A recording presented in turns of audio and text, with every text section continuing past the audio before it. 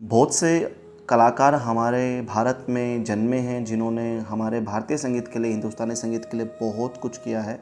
तो आज हम उन्हीं में से एक ऐसे महान कलाकार की बात करेंगे जिनका नाम है पंडित श्री ओमकारनाथ ठाकुर जी।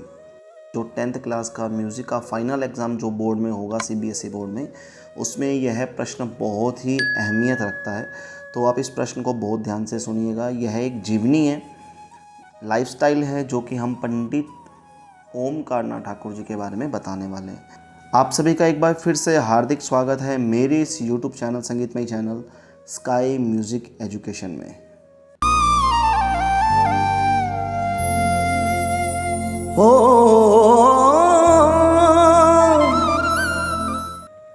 पंडित ओमकारनाथ ठाकुर।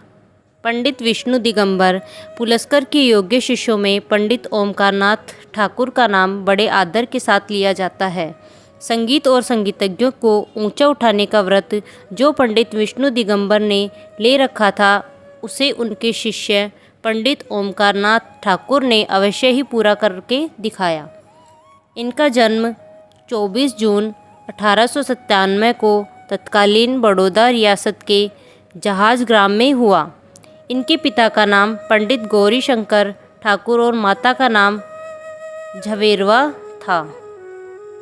जब ओंकारनाथ जी 8 वर्ष के थे तब इनके पिता ने संन्यास ले लिया था और नर्मदा नदी के किनारे कुटिया बनाकर ओंकार के ध्यान में मग्न रहने लगे, जिसके कारण इनके परिवार को आर्थिक संकटों से गुजरना पड़ा। यहाँ तक कि माँ को भी मजदूरी करनी पड़ी और बालक ओमकारनाथ को मिल में काम करके या रामलीला में अभिनय करके परिवार की सहायता करनी पड़ी। पंडित जी का कंठ प्रारंभ से ही मधुर था। पाठशाला और रामलीला में जब कभी वे कविता गायन करते थे तो शिक्षक और श्रोता दोनों प्रभावित होते। बचपन से ही इनमें संगीत के प्रति प्रेम था। संगीत सीखने और संगीत सुनने के लिए ये सब प्रकार के कष्ट झेलने को तैयार रहते थे। एक बार एक साधु संगीतज्ञ नर्मदा के पार पधारे।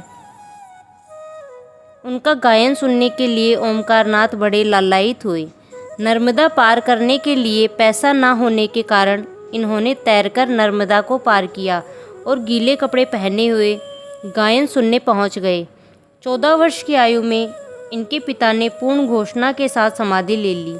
पिता की मृत्यु के बाद पंडित जी को अपने भविष्य की चिंता हुई। इसी बीच इनको सेठ शाहपुरजी डूंगा जी को अपना गायन सुनाने का अवसर प्राप्त हुआ। सेठ ने पंडित जी के बड़े भाई पंडित बालकृष्ण को यह सुझाव दिया कि उन्हें पंडित विष्णु दिगंबर जी के पास बम्बई संगीत सीखने के लिए भेज दिया जाए। उस सज्जन ने मार्ग व्यय के लिए कुछ रुपए दे दिए। उनका यह सुझाव घर के लोगों ने मान लिया और उन्हें 14 वर्ष की अवस्था में पंडित विष्णु दिगंबर जी के पास संगीत सीखने के लिए भेज दिया गया। ओमकार संगीतज्ञ बनने की महत्वाकांक्षा लिए बम्बई जा पहुँचे। उस विद्यालय में निःशुल्क रहने व खाने पीने की अच्छी व्यवस्था थी, किंतु 9 वर्षों तक संगीत सीखने की शर्त थी। कुछ वर्षों बाद काठियावाड़ की एक नाटक कंपनी बम्बई आई। प्रबंधक ने पंडित जी का गायन सुनकर एक अच्छी तनख्वाह पर नाटक कंपनी में शामिल होने की इच्छा प्रकट की। तब पंडित जी के समक्ष एक कठिन समस्या उपस्थित हुई।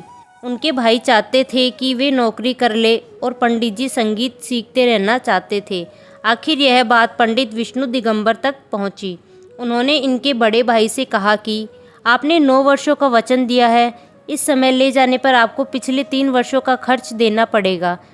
इस सुनकर पंडित जी के बड़े भाई ने अपनी धारणा बदल दी, क्योंकि उनके पास खर्च देने को पैसा नहीं था।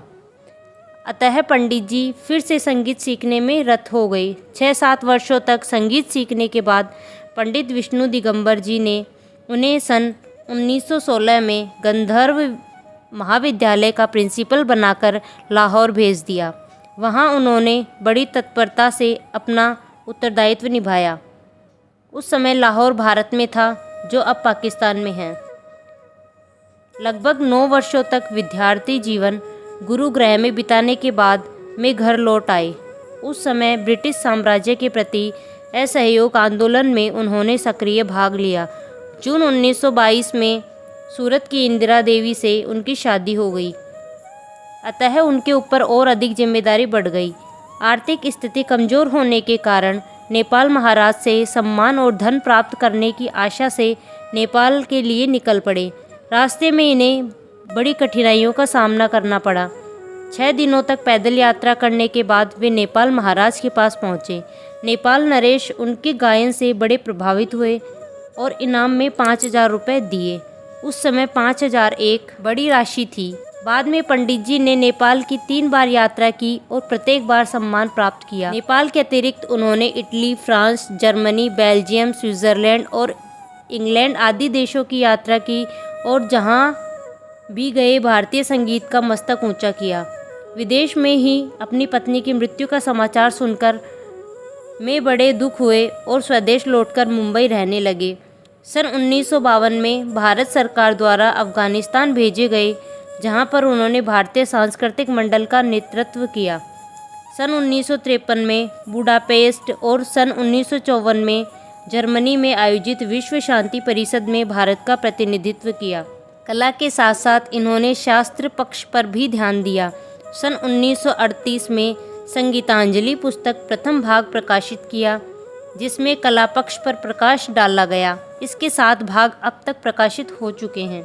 सन 1930 में राजकीय संस्कृति महाविद्यालय कोलकाता द्वारा संगीत मार्तंड, सन 1933 में विशुद्ध संस्कृत महाविद्यालय काशी द्वारा संगीत सम्राट और सन 1955 में गणतंत्र दिवस के अवसर पर भारत के राष्ट्रपति द्वारा पद्मश्री की उपाधि से विभूषित किया गया। सन 1950 में काशी हिंदू विश्वविद्यालय में श्री कला संगीत भारती के नाम से संगीत महाविद्यालय की स्थापना हुई और पंडित जी ने उसका अध्यक्ष पद ग्रहण किया। इन्होंने वहां अनेक शिष्यों को तैयार किया। पंडित जी को तैरने का बड़ा शौक था। किसी प्रकार की नशा उन्हें प्रिय नहीं थी। विदेशों में भी पूर्ण शाकाहारी का व्रत निभाया। सफाई उन्हें बहुत प्रिय थी, चाहे घर की सफाई हो या कला की।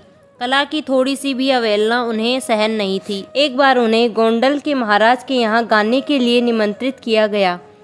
कलाकारों का आसन श्रोताओं के आसन से नीचा था। यह बात पंडित जी को बहुत बुरी लगी और उन्हें यह कहना पड़ा कि गाना समाप्त होने के बाद मुझे ज़मीन पर बैठने में कोई आपत्ति ना होगी, किंतु कला प्रदर्शन के समय कला और कलाकार का अपमान मैं नहीं सह सकता। आखिर महाराज साहब को तुरंत उच्च आसन की व्यवस्था करनी पड़ी। पंडित जी की गायकी ग्वालियर घराने से संबंध रखती थी। ख्याल गायकी इस परंपरा की विशेषता है।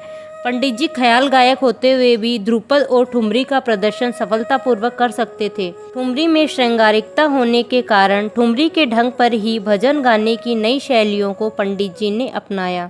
जोगी मत जा, मैया मोरी मैं नहीं माखन खायो आदि भजनों के रिकॉर्ड हैं, जो साधारण जनता तक कानों में गूंजती है। भजन के अतिरिक्त श्लोक गायन और वंदे मातरम का गायन वे बड़े अनूठे ढंग से करते थे। इनकी आवाज़ मधुर होने के कारण अर्थानुकूल और रसानुकूल थी। पंडित जी की अलापचारी में रस और भाव की पूर्ण अभिव्यक्ति होती थी।